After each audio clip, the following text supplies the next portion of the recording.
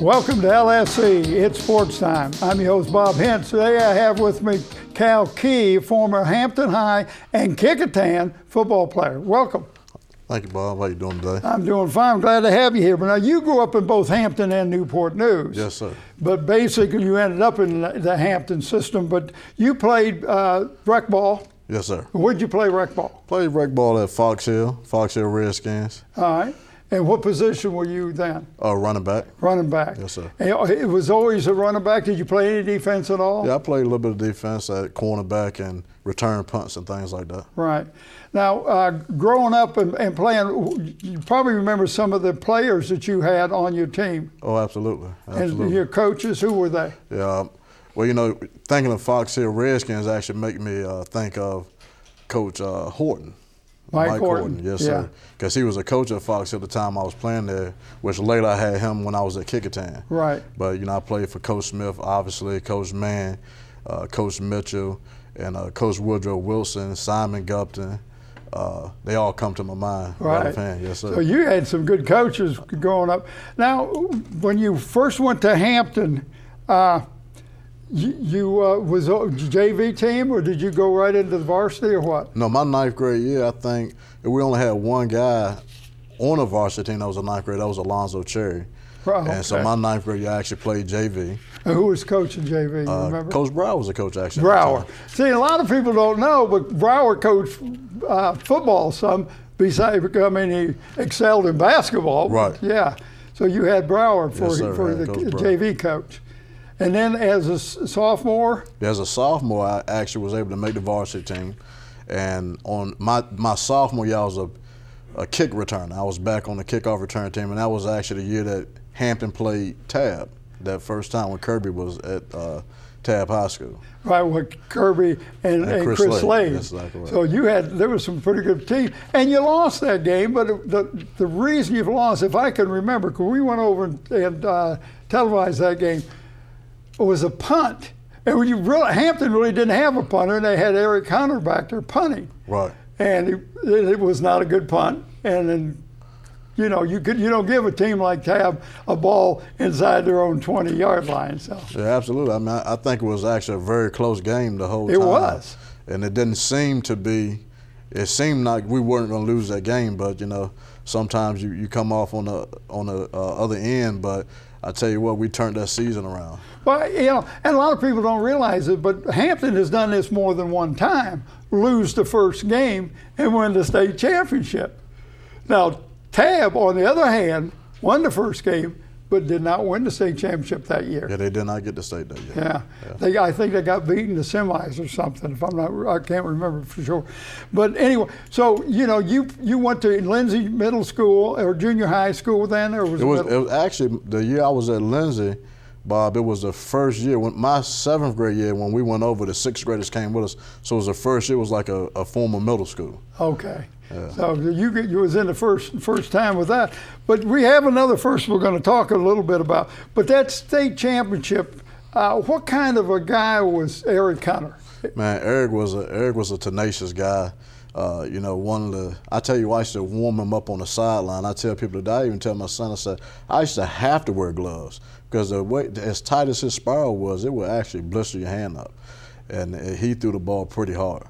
So, but it was a great team to be on. You know, you make me think back of James Wilson was on that team, Todd Summers, Antonio Hyman. I actually had a brother, Ben Hartsfield, who also was on that team. Wow. Yeah, so it was a great year. You over there, and you got to play, and you also ended up playing some baseball for Coach Mitchell. Yes, sir. And Coach Mitchell, one of the hardest, toughest nosed baseball coaches. You know, he put me on third base one time and said, son, get on the grass and you feel the ball when I hit it to you. So I learned very quickly to, you know, love the game of baseball because of Coach Mitchell. Right. Absolutely. Well, I tell you, you got to work with some real good coaches. And while you're over at Hampton, the one year you don't even get to play at Darling Stadium because they're redoing the field. You go back the first game, and who was the first guy to touch a ball in the new stadium? Yeah, my junior year, I had the honor of returning the first kickoff at Darling Stadium, which, you know, I just recently was looking at some newspaper articles with my son, and we was talking about that. And, you know, It's a pretty proud moment because Absolutely. I remember the old Darlin Stadium. Yeah. Yeah, they Well, everybody was, the other side was the home side. Absolutely.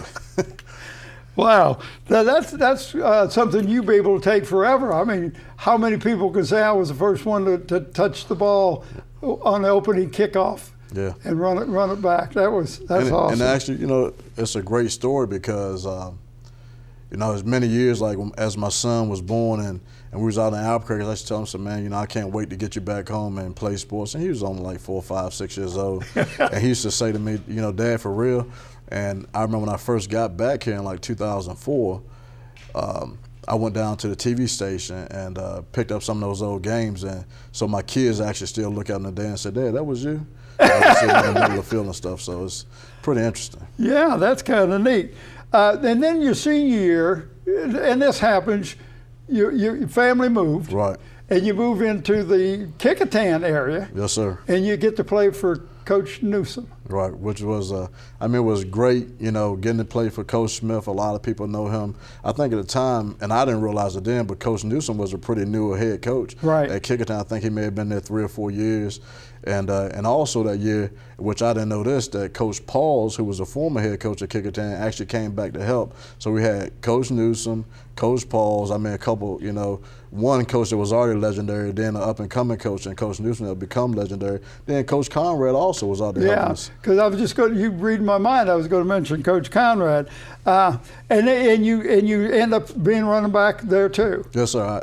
I actually was running backfield with Mike Williams, and, you know, we ran the veer offense, you know, which you never know you can get the ball, and was able to, I think, lead the district in rushing for 5 of the 6 first weeks. And that year also was the first year that Kickitan won a playoff game. Right. And if I'm not mistaken, you got reunited with Mike Horton. Yes, who you had way back in the day when you were in the Redskins in Fox Hill. That's exactly right. Yeah, Coach Horton was also on that staff. And I actually had a chance to work with him some in the off season at his printing shop that he had. Right. And learn how to screen print down there with Coach Horton. Wow. Yeah. Then you get recruited to Virginia Tech. Talk about the recruiting process. Well, you know, I remember that year, the summer before my senior year, we went to a camp at Tech, and the whole team went. And I'll never forget saying, man, you know, it's too far. I wouldn't want to go to school here. And, you know, lo and behold, when it was all said and done, that's where myself ended up at, along with Mike Williams and Lawrence Lewis, who was also on the same team. So 3 of us went to Tech. And I actually had a fabulous time. You know, when you're that young, you don't realize that you're in the best time of your life sometimes. Absolutely. And as I look back today and talk about all the time, you know, it was a great experience. You know, matter of fact, I was up there in the first week of June, taking my son to a football camp up there, and, you know, just having a chance to even shake Coach Beamer's hand again and speak to him, you know, was a privilege, you know, along with all the other coaches that was up there when I was there. Well, before I forget, I want to talk about your son, because you have a son that you know, you guys are over in Smithfield. Yes, sir. And now he's in the Hampton area. Yes, sir. As a sophomore going to Hampton. Tell me, what kind of a ball player is he? He going to be better than his daddy? Well, you know, people ask me all the time, Bob, they see my son, they see me, and my son's 6'1", and they say, you know, where did he get all this height? Where did he get this height from? Well, I tell them as my standing joke, I say, well, I bottled up all my height and saved it for him. So, you know, but, you know, he is a pretty good athlete. He was over at Smithfield last year, started 8 games at safety over there as a freshman. And I think, you know, Coach Smith has him playing over there now, a little bit of cornerback, some running back, and some receiver. So, and he's a pretty good athlete as a sophomore. I wish I had the skill and the mindset that he has when I was a sophomore. Right.